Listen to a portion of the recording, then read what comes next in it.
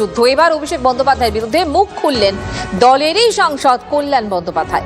আইপ্যাককে নিয়ে আসার জন্যই দলের আজ এই পরিস্থিতি। 2011-র পর যারা এসে বড় নেতা হয়েছেন তার জন্য দায়ী অভিষেকই, সুর চড়ালেন শ্রীরামপুরের তৃণমূল সাংসদ কল্যাণ বন্দ্যোপাধ্যায়। সব 2011-র পর থেকে সব বড় বড় নেতা বনেছে, আর এদেরকেও বড় নেতা করার জন্য অভিষেকই দায়ী। মুখপাত্র হয়ে গেছে, জেলায় জেলায় ঘুরেছে, বক্তৃতা দিয়েছি, চলে এসছে। আরে জেলায় গেলে তো জেলার সাংগঠনিক দিকটা দেখতে হবে। আমাদের দলের অবজারভার তুলে দিয়ে আইপ্যাক নিয়েছে না, দলটা আজকে এই জায়গায় দাঁড়িয়ে গেল।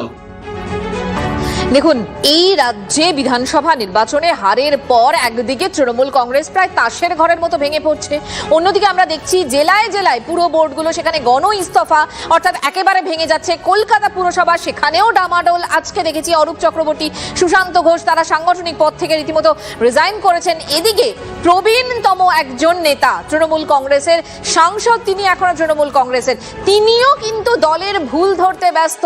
তিনিও বলছেন অভিষেক বন্দ্যোপাধ্যায় অ্যাকচুয়ালি তিনি দায়ী। আসলে অভিষেক বন্দ্যোপাধ্যায়ের বিরুদ্ধে মুখ খুলছেন তিনি, এবং তিনি বলছেন আইপ্যাককে নিয়ে আসার জন্যই দলের আজ এই পরিস্থিতি। আরো একবার শুনুন কল্যাণ বন্দ্যোপাধ্যায়ের বক্তব্য।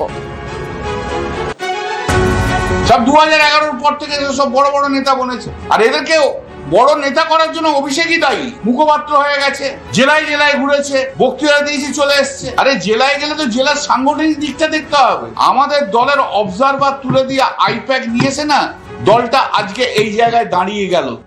বিজেপির প্রধান মুখপাত্র দেবজিৎ সরকার এই মুহূর্তে আমাদের সঙ্গে রয়েছেন। দেবজিৎ, দেখুন, এতদিন পর্যন্ত বিভিন্ন জায়গায় আমরা দেখতে পাচ্ছিলাম পুরো বোর্ডগুলো ভেঙে যাচ্ছে, একের পর এক নেতারা তারা ইস্তফা দিচ্ছেন। আজকে কল্যাণ বন্দ্যোপাধ্যায়, যিনি তৃণমূল কংগ্রেসের এখনো সাংসদ, তিনি কিন্তু নাম করে এই হারের জন্য, দলের এরকম একটা করুণ পরিস্থিতির জন্য অভিষেক বন্দ্যোপাধ্যায়কেই দায়ী করছেন। কিভাবে দেখছেন?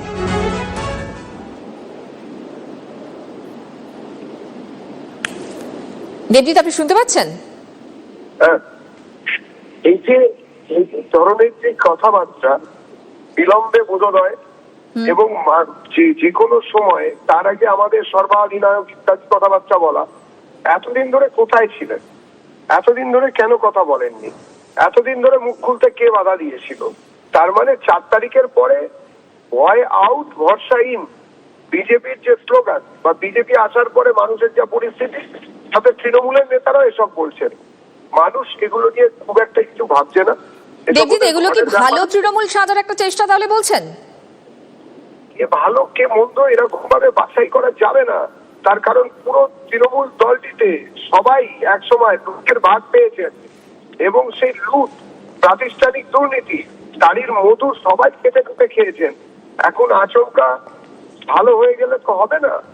যে যা করেছেন, যতটুকু করেছেন, কর্মফল তাকে তাড়া করবে। ধন্যবাদ আপনাকে।